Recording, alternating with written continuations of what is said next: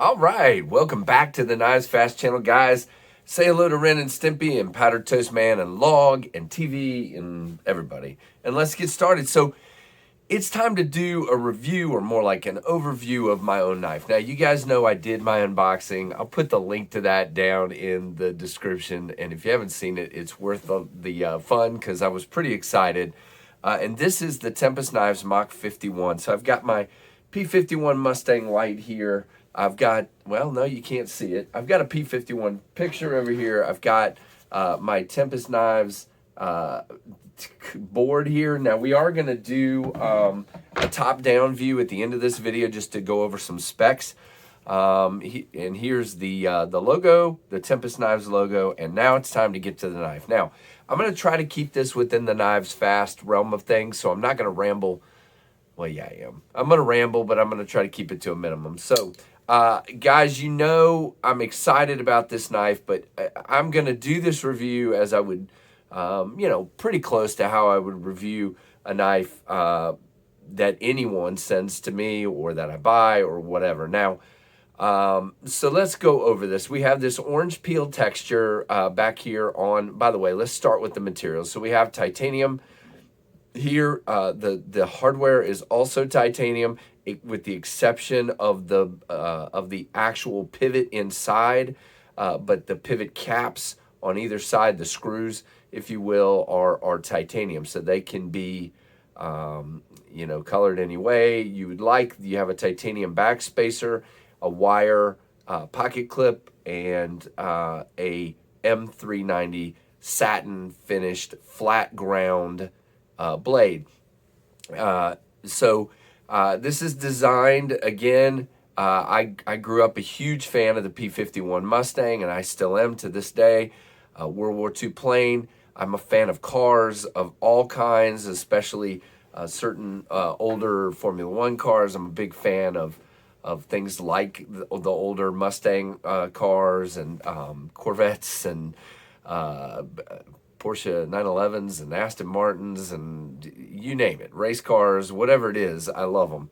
And this kind of has the vibe. Now, you guys know my channel here is KnivesFAST, but I kind of just hit that niche with Tempest Knives as well, where, you know, I kind of got this thing looking like it's, you know, a fast car, a boat, a plane, a whatever, and I'm pretty excited about that. Very, very excited. So, again, you've got, again, the fuller up here. Both looks like the cockpit of a P51 Mustang, but I kind of put this little window back here, which makes it look like it could be a car as well. It is routed pretty close to 90 degrees, so you can get your nail in there to flick it out.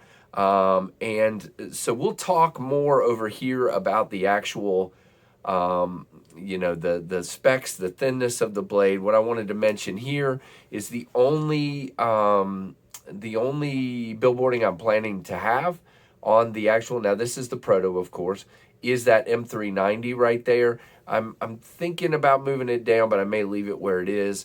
And there will be no real other billboarding. I've had a lot of people tell me I'm making a mistake on that and not putting the Tempest Storm, tornado, whatever it is, on the knife somewhere, and I just haven't been able to find a good place to put it, if that is. Now, you do have this orange peel, which I do think gives you a nice grip. If this had just been slick titanium, I don't think it would have been as good. It's an aggressive orange peel, but not super aggressive. It could have, you know, gone a little bit more, but I like it just like it is, personally.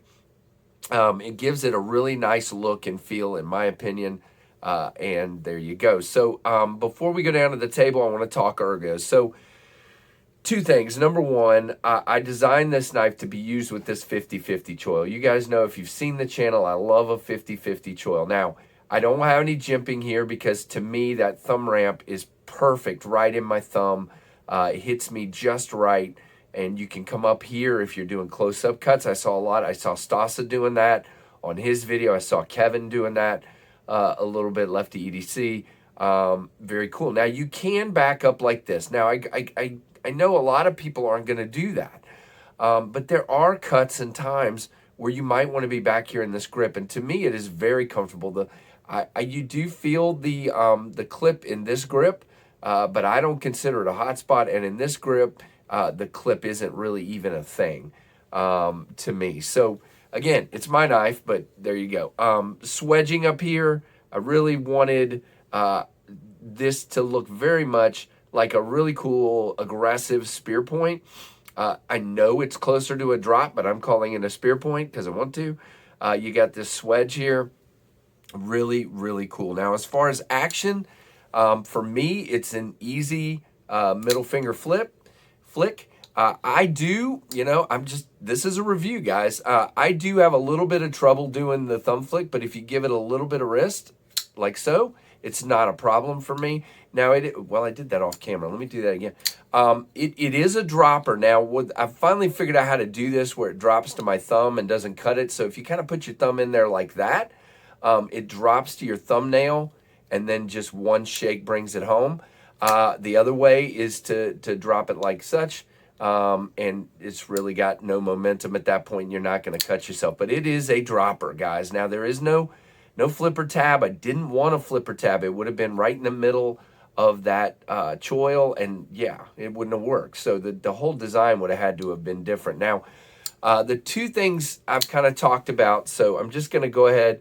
I am talking to QSP about bringing this sharpening choil out slightly so that we have a cleaner sharpening edge there at the plunge grind. So I've got to come up with a measurement. That's what I'm working on, of how much I want cut off that, because I just don't want to lose a lot of blade. I want to lose a little bit there, and it's not going to take much. It really isn't. When you look at it, you can tell it's not going to take much. The second one is, people have talked about it not being easy access to the lock bar. Now, there is a cutout here, but it is a thin knife. That's, to me, what makes it so ergonomically. I mean, Stas has said it was one of the best ergonomic knives he's seen in a long time, and I agree.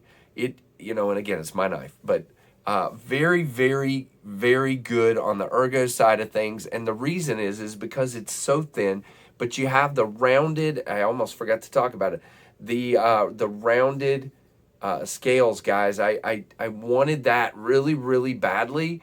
It's a thing that I love, the contoured scales. It just fits and feels so good in the hand. And it's a fairly slight contour, but it's enough that it just feels great. So again, I go back to what I was saying a minute ago. If you just take your thumb and push right there, it's not an issue for me. That lock bar actuates really easy for me. It's not a problem whatsoever. Drops to my thumb and drops. So I may adjust it ever so slightly, guys, but the suggestion some have made, I'm just not sure I want to do it, is to cut this down just slightly so that the lock side sticks up.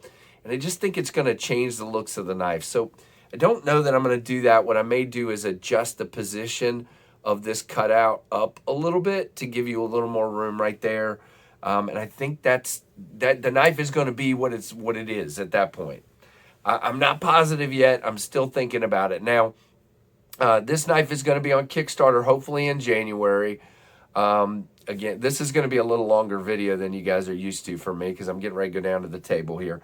It's going to be available on Kickstarter in January. My plan is to hopefully have an early bird. I don't know how many yet I'm going to do for that. I'm still trying to get into once I get the LLC set up and the bank account set up, then I will go in and finish configuring the Kickstarter. And then I will know how much that early bird is going to be and how many knives are going to be in the early bird. And then we'll go from there. Now, I do know the price of the ones that aren't early bird are going to be $249. And again, that's it. So the one other thing I wanted to mention here is the skeletonization. Let's see. Can you see it there? Well, not great, but there is pretty major skeletonization inside these scales, maybe from the back side. There you go. And so I'm really, really happy with that. It made this knife 1 ounce an inch. It is a 3.5 inch blade. We'll talk about that in a minute. And it's 3.5 ounces. So let's go down to the table. I've rambled enough. I just wanted to make sure I did a pretty thorough review of the knife. Oh, by the way, I almost forgot. 2 things. I have heard on the one that's going around, it was a Kevin and at Stasa recently and DTOM that the one they had was not centered. This one is dead centered, and I'll be looking for that as I QC them, you know, when they come in. And then lockup on mine is, gee whiz, I got to put my glasses on. It's 45 maybe, 40, 45. And then the detent, guys, on this one, here you go. Really, really good. I think it's really well done.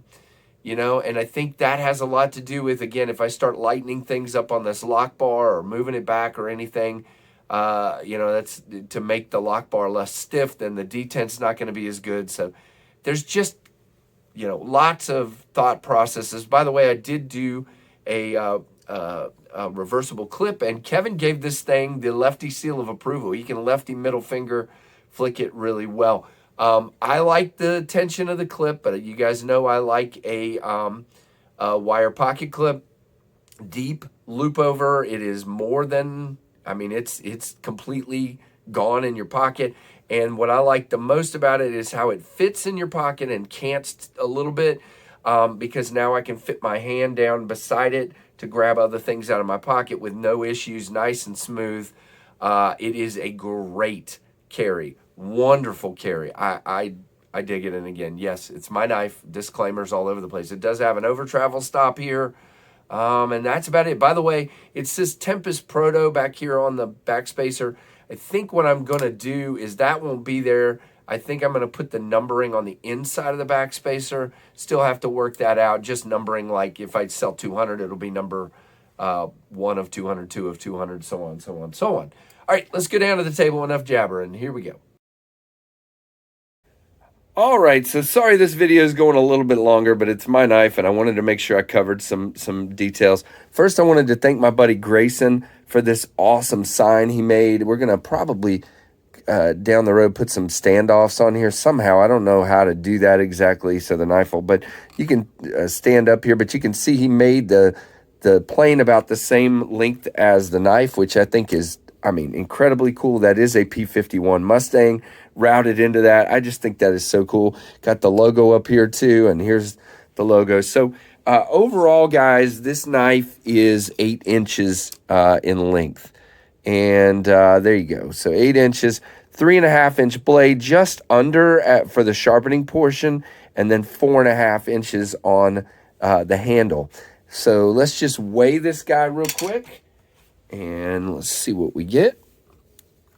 And I know what it's going to be, or I'm pretty certain. We shall see. Zero this out. All right, so it is 3.49, and let's see if I can get to grams. I haven't done that yet on the scale. So there we go. Is that grams? Yeah, so 99 grams. Or, again, as I said, oh, come on. There's like too much on this one. 3.49 ounces. Very, very cool. Good weight. Now, as far as the thickness of the stock, it is 3.2 millimeters, or just over 0.13 inches. And then let's see how well this does at the behind the edge here. Oh, come on. I am so bad at this. I have shaky hands, and I try to get in the right place. And so you got 0.02 behind the edge, so 2/1000ths. Dang. And if you haven't seen Stas's video yet, this guy will cut. It really, really will. Now, I have been using this one a lot, just trying to really use it. I've cut cardboard. I have cut paper boxes, tape. I cut a couple of pieces of rope with it. Yeah, and it's holding up really well. The edge, I have not even stropped this one yet because I'm just trying to see when it starts losing it, and it really hasn't yet. I have carried this, if you follow me on Instagram, probably every other day since I got it. So for a month, I've been carrying it a lot. So there you go, guys. If there are any questions that I haven't covered, please throw those down in the comments, and I will do my best to answer them. And again, please make sure you check. You're following the Tempest Knives Instagram, which I will have down in the description, and you check TempestKnives.com. Often that's where I'm going to post details about the Kickstarter. So TempestKnives.com, that will also be down in the description. All right, one more important detail I forgot, and again, I'm just making the video longer, but Casey Lynch from Lynch Northwest sent along these wire clip, Spyderco wire pocket clip replacements. So I wanted to give you guys options, and you know he's got these in tons of color, all kinds of them on his site. They do fit. I have posted pictures of that. They fit perfectly, no problem whatsoever. So you just literally unscrew this clip slightly. You don't take it all the way out. You slide this guy out. You slide one of Casey's clips in, and it works like a charm. Again, they stand a little bit higher. So you do, well, if I cannot get them stuck together, they do stand a little bit higher than the wire clip. So you do feel them a little bit more, but it gives you guys an option. So if you want to go and let's say color this blue and you want a blue clip, you can go get one of these and put it on there in a blue or a red or whatever, and you have another option. Or if you just don't like a wire clip, there's an option for you. So again, thank you so much for your support, for all the kind words. It's just been incredible. I cannot wait for this to get to market. Very, very excited. And guys, thank you so much. Leave me a comment, as I said, and let me know what you think. And thanks so much for watching the Knives Fast channel.